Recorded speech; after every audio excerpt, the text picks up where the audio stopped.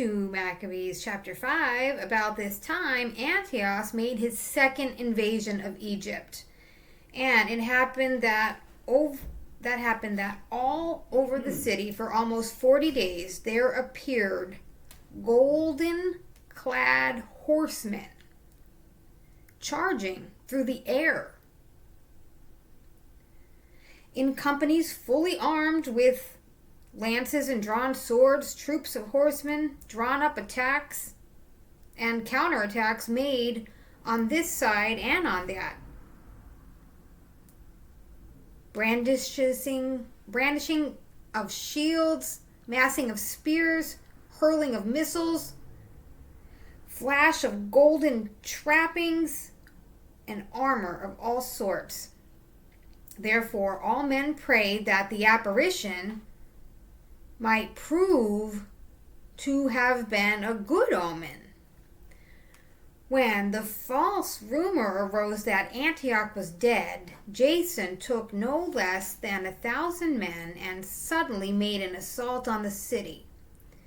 When the troops upon the wall had been forced back at the last city was being taken, Menelaus took refuge in the citadel. But Jason kept relentlessly slaughtering his fellow citizens, not realizing that success at the cost of one's kindred is the greatest misfortune. But imagining that he was setting up trophies of victory over enemies and not over fellow countrymen, he did not gain control of the government. However, in the end, got only disgrace from his conspiracy and fled again into the country of the Ammonites. Finally, he met a miserable end.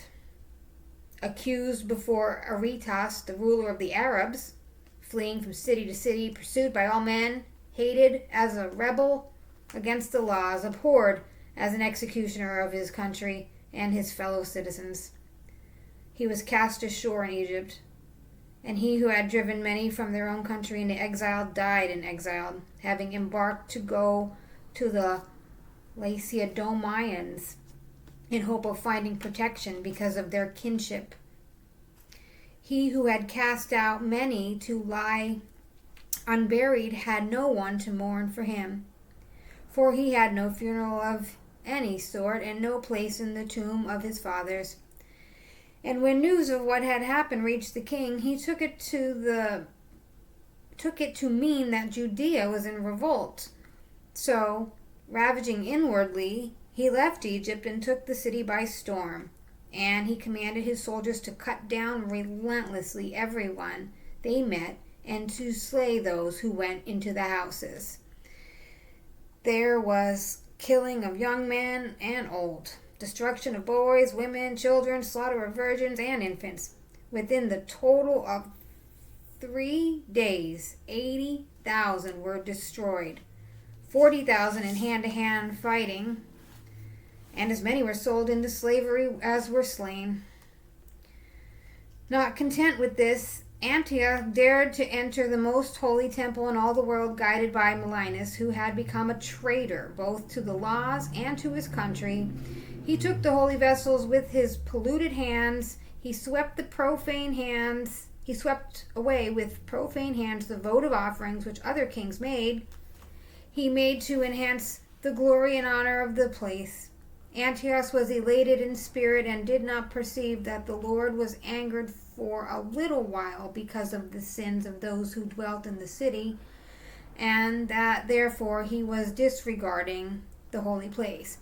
But if it had not happened that they were involved in many sins, this man would have been scourged and turned back from his rash act as soon as he came forward, just as Heliodorus was, whom Seleucus the king sent to inspect the treasury.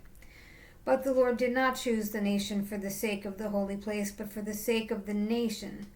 Therefore the place itself shared in the misfortunes that befell the nation, and afterward participated in its benefits. And what was forsaken in the wrath of the Almighty was restored again in all its glory when the great Lord became reconciled. So Antiochus carried off 1,800 talents from the temple and hurried away to Antioch, thinking in his arrogance that he could sail on the land and walk on the sea because his mind was elated. And he left the governors to afflict the people at Jerusalem. Philip, by birth a Phrygian, and in character was more barbarous than the man who appointed him. And at Gerizim, Andronicus, and beside these Menelaus, who lorded it over his fellow citizens worse than the others did. And in his malice towards the Jewish citizens, Antiochus sent Apollonius, the captain of the Mysians, with an army of 22,000, and commanded him to slay all the grown men, and to sell the women and boys as slaves. When this man arrived in Jerusalem, he pretended to be peacefully disposed and waited for the holy Sabbath day. Then, finding the Jews not at work, he ordered his men to parade under arms, and he put to the sword all those who came out to see them, then rushed into the city with his armed men and killed great numbers of people. But Judas Maccabeus, with about 9 others, got away into the wilderness and kept himself and his companions alive in the mountains as wild animals do. They continued to live on what they grew so that they might not share in the defilement.